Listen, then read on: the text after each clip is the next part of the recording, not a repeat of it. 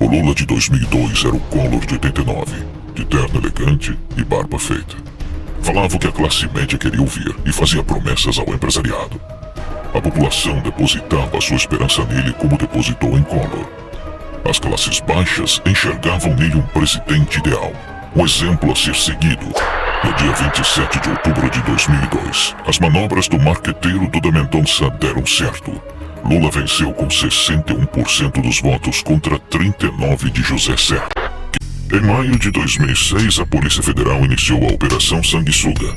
A máfia dos sanguessugas teve início na gestão do ministro da Saúde da época, José Serra, e continuaram durante a presidência de Lula. No meio de todos esses escândalos, as campanhas iniciaram. Faltando um mês para o primeiro turno, outro escândalo surgiu. Os petistas Valdebran Padilha e Gedimar Pereira foram presos com R$1.700.000 no Hotel Ibis em São Paulo. A dupla ia usar o dinheiro para comprar um dossiê que comprovaria o envolvimento de Serra e Alckmin com a máfia dos sanguessugas. Em declaração à Polícia Federal, Gedimar afirmou que tinha sido contratado pelo assessor pessoal de Lula, Freud Godoy. Lula não participava dos debates, não dava entrevistas e não dava explicações sobre o dossiê fora do horário eleitoral gratuito. Mesmo mergulhado em escândalos, Lula foi o mais votado no primeiro turno. No segundo turno, Alckmin deixou sua campanha esfriar. Apesar de melhorar suas propostas, criticou Lula de maneira fraca e defensiva. Era como se ele estivesse entregando a vitória ao petista.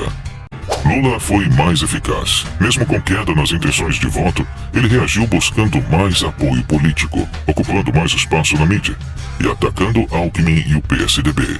No dia 29 de outubro de 2006, a falta de personalidade de Alckmin refletiu nos resultados do segundo turno. O New York Times diz que a vitória fez com que Lula superasse os escândalos que mancharam a imagem e abalaram a credibilidade do presidente.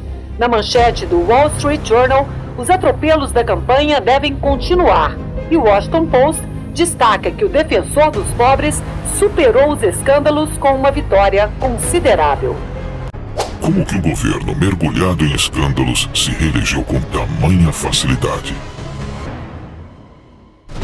Durante a campanha daquele ano, uma operação de guerra com duas peças fundamentais foi montada para salvar Lula das acusações de corrupção. Primeiro, Marcos Valério. O empresário recebeu R$200 milhões do PT para não falar no nome de Lula e poupar o presidente quando investigado pela polícia no mensalão. Segundo, Fernando Henrique Cardoso. O ex-presidente concordou em tranquilizar a oposição para não criar uma divisão no Brasil. Os tucanos aceitaram a ordem de FHC e a ideia de derrubar o PT do governo definhou. As eleições de 2006 não foram disputadas por dois partidos rivais. PT e PSDB agiram como aliados. 15 anos depois, o marqueteiro de Lula assinaria um acordo de delação premiada na investigação Lava Jato. O conteúdo das declarações é mantido em sigilo pela Polícia Federal até hoje. Em 2010, Lula não poderia se recandidatar à presidência. Seria a primeira eleição que o petista não participaria desde 1989. De 2006 a 2010, Lula aumentou os gastos públicos, imprimiu muito dinheiro, liberou crédito e criou mais ministérios. De quebra, os programas sociais garantiram sua popularidade. A aprovação de Lula era alta, 80%. O clima era de continuidade, mas o sucessor de Lula era uma incógnita e o PT se desdobrava para encontrar o melhor nome.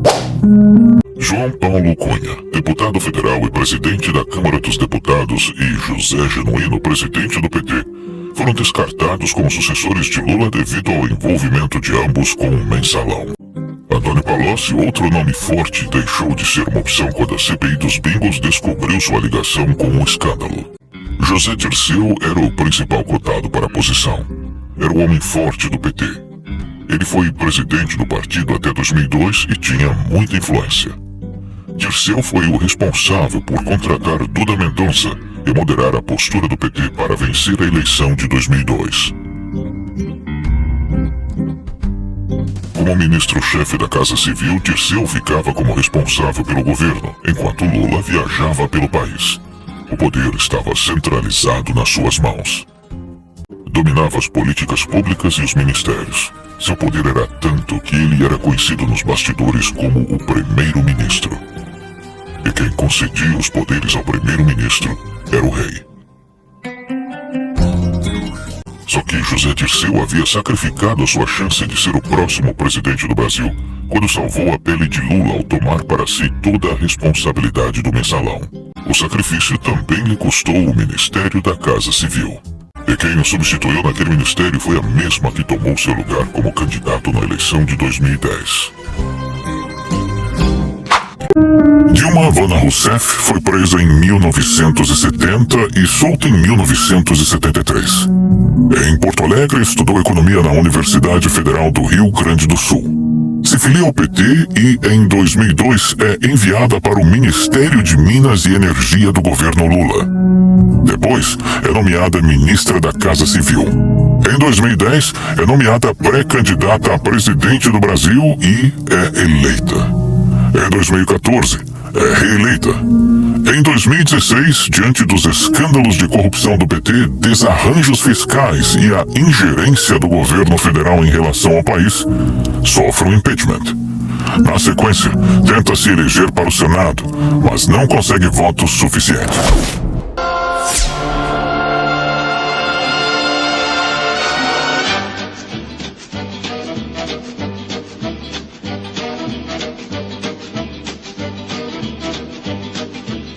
No Brasil, todo esquerdista, todos, sem exceção, são vigaristas, mentirosos, canalhas. Isso quando são bandidos, criminosos mesmo. Você quer ter um exemplo? Está aí essa ministra Dilma Rousseff, que fica aí cagando regra, para cima e para baixo, né? A Dilma Rousseff foi uma das pessoas que participaram do assalto ao cofre da amante de Ademar de Barros, tá certo? Nos anos 60. Né? E nesse cofre, segundo conta, havia 2.600.000 dólares. Seria equivalente hoje aos 20 milhões de dólares, né? E cadê o dinheiro, dona Dilma? O que você vai fazer com tudo isso? Né? Não vai dizer que a guerrilha gastou tudo isso aí para comprar arma, não é possível. Né? Cadê a grana, dona? Ela tem que ter a obrigação de explicar isso aí. Quer dizer, como é que se pode conversar com uma mulher dessa, né, e achar que onde a nossa divergência é apenas uma divergência de ideias? Assim, a máfia petista se estabeleceu no poder.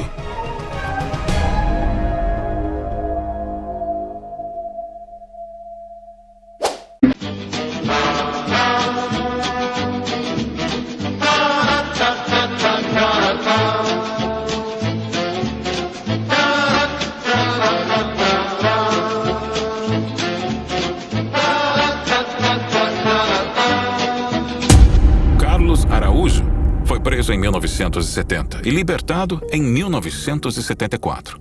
Casou-se com Dilma Rousseff, com quem viveu por 25 anos e com quem teve uma filha. Entrou na vida política e foi eleito deputado estadual diversas vezes. Morreu de uma doença pulmonar em 2017.